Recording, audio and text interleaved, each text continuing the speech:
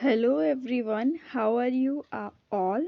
I hope you all are doing well.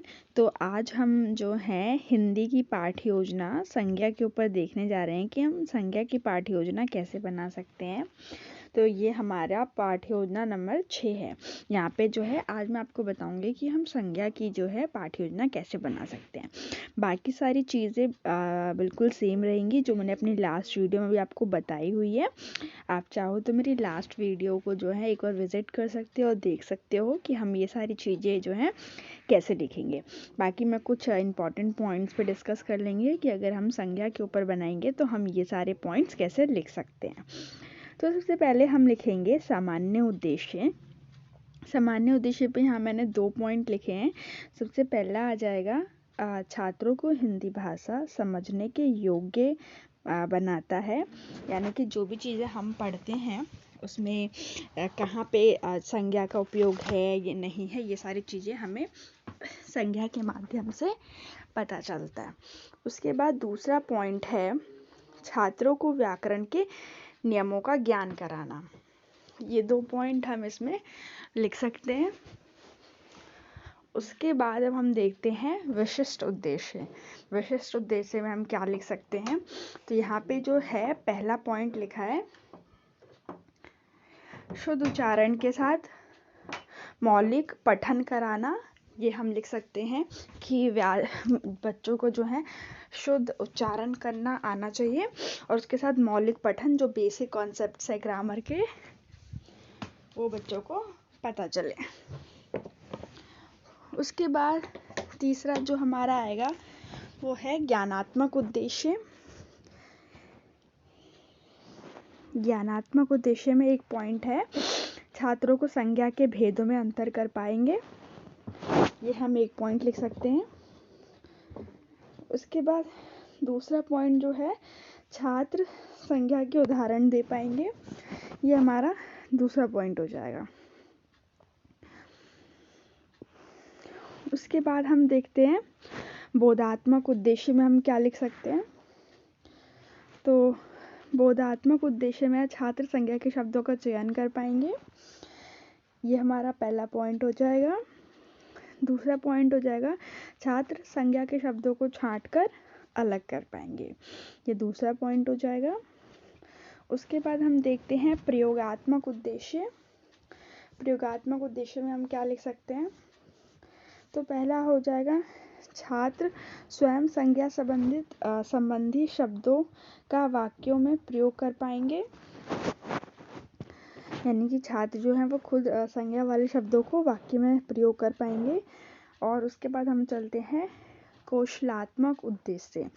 कौशलात्मक उद्देश्य में हम देखेंगे छात्र संज्ञा शब्दों को अलग छांटकर वाक्यों में प्रयोग कर पाएंगे। ये हम यहाँ पे लिख सकते हैं।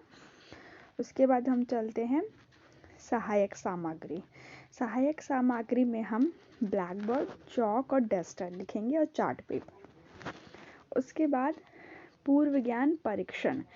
पूर्व ज्ञान परीक्षण में हम 2 पार्ट्स में इसको डिवाइड करेंगे, छात्रा अध्यापिका क्रियाएं और छात्र क्रियाएं। छात्रा अध्यापिका क्रियाएं में हम पूछेंगे गांधी जी राष्ट्रपिता हैं।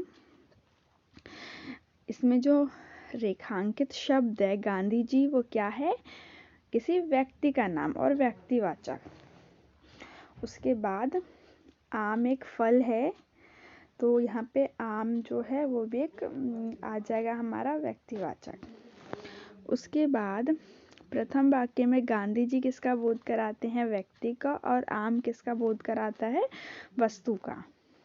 सॉरी, यहाँ पे जो है आम एक फल है, में आम जो है एक वस्तु हो जाएगी।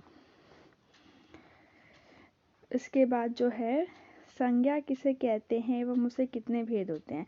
तो बच्चों के लिए ये थोड़ा समस्यात्मक हो सकता है, तो उसके साथ जो है हम आज का जो है अध्ययन शुरू करेंगे। तो उद्देश्य कथन में हमारा हो जाएगा छात्र आज हम संज्ञा व उसके भेदों का अध्ययन करेंगे। उसके बाद प्रस्तुतिकरण पे आएंगे। प्रस्तुतिकरण में है शिक्षण बिंदु, व्यवहारिक बिंदु, अध्यापक अध्यापिकाएं, क्रिया। संज्ञा की परिभाषा, छात्र संज्ञा को परिभाषित कर पाएंगे। छात्रा अध्यापिकाएं क्रिया में आएगा। छात्र अध्यापिकाएं छात्रों को बताएंगे कि जो किसी व्यक्ति वस्तु का बोध कराते हैं उसे संज्ञा कहते हैं। उसके बाद संज्ञा के भेद, छात्र संज्ञा के भेदों के नाम जान पाएंगे। छात्रा अध्यापिकाएं चार्ट के माध्यम से छात्रों को संज्ञा के विभिन्न भेदों के बारे में बताएंगी, जिसमें लिखा हुआ है पहला व्यक्तिवाचक संज्ञा, भाववाचक संज्ञा, निजवाचक संज्ञा और पुरुषवाचक संज्ञा। अब संज्ञा के उदाहरण, छात्र संज्ञा के उदाहरण दे पाएंगे। छात्र अध्यापिकाएं छात्रों को संज्ञा व उनके भेदों के उदाहरण देंगी। विचार, छात्र संज्ञा शब्दों को छांट पाएंगे।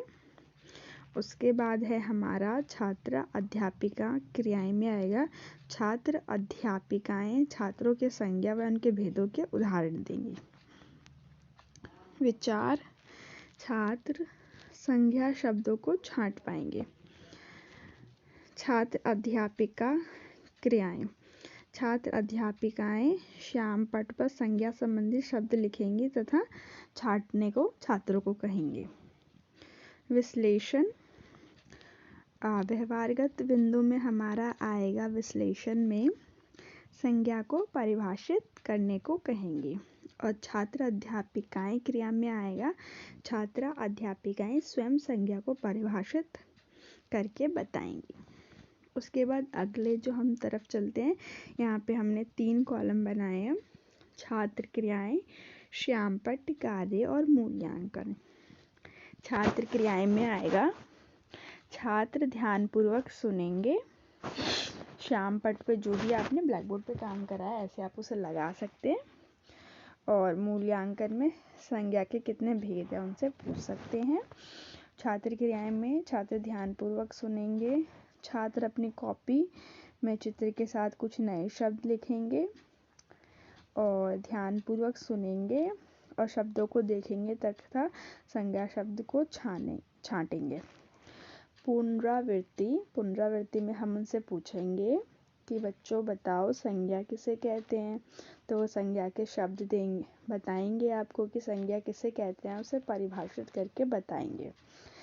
निजवाचक संज्ञा के 5 उदाहरण दीजिए, हम उनसे पूछ सकते हैं, बच्चों से पूछ सकते हैं। उसके बाद हम उन्हें गृह कार्य देंगे। गृह कार्य में हम उन्हें बोलेंगे बच्चों संज्ञा को परिभाषित करो तथा उनके भेदों को लिखो। और ऐसे जो है हम संज्ञा का पाठ्य योजना बना सकते हैं। आई होप आपको ये समझ में आया होगा। अगर आपको वीडियो अच्छी लगी तो लाइक करो, चैनल को सब्सक्राइब करो एंड अगर आप पे कोई भी डाउट्स है तो आप कमेंट में पूछ सकते हैं। Thank you for watching.